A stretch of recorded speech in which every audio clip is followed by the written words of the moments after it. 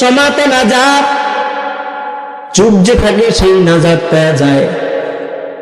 একজন বাদশার নাম আপনারা জানেন, কমন নাম, বাদশাহ হারুনুর রশিদ। কি নাম বললাম? হারুনুর রশিদ রাহমাতুল্লাহি আলাইহি।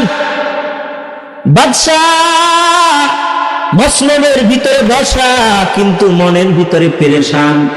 কি পেরেশান? বাদশার একটা ছেলে আছে, যেই ছেলেটা রাজ দরবারের প্রতি কোনো খেয়াল নাই, উদাসীন, সে কারোর সাথে বেশি কথাই বলতে চায় না। ছেলেটার অপরাধ কি? মানুষের সাথে বেশি কথা বলতে চায় না, মিশতে চায় না, একা একা থাকে, কি যেন ভাবে।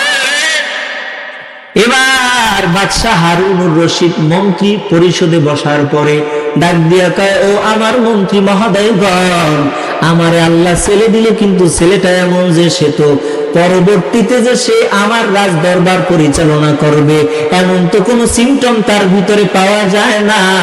এখন তারে নিয়ে তো চিন্তায় পড়ে গেলাম। মন্ত্রী পরিষদের সদস্যরা ডাক দিয়া কয়, এরে নিয়ে চিন্তা করা লাগবে না, আমাদের কাছে বুদ্ধি আছে, এরে আপনি শিকারে পাঠায় দেন, ওখানে গিয়ে বন জঙ্গলের অনেক কিছু দেখবে, আনন্দে আনন্দে মনটা আস্তে আস্তে ভরে যাবে, আস্তে আস্তে কথা বলা শুরু করে দিবে। বাদশা কয়, অসুবিধা নাই, সাথে আপনারা দুই একজন যান, আমার মন্ত্রী পরিষদের ভিতর থেকে কেউ কেউ গিয়া ছেলেটারে একটু ঘুরাইয়া আনেন, দেখেন মনটা ঠিক হয় কিনা। ছেলেরে নিয়ে যখন গেছে, এই তো পরবর্তী প্রজন্মের বাদশাহ হবে, যেমন তেমন না, শাহজাদা। কি বাদশার ছেলে শাহজাদা না? শাহজাদাকে নিয়ে যখন মন্ত্রী পরিষদের লোকেরা গিয়ে আগাইতেছি, যাইতে যাইতে যাইতে যাইতে হঠাৎ দেখে এত সফর করার পর বাদশার ছেলের মনের ভিতরে কিঞ্চিত পরিমাণও কোনো পরিবর্তনই আসে না, তাকাই না জঙ্গলের দিকে।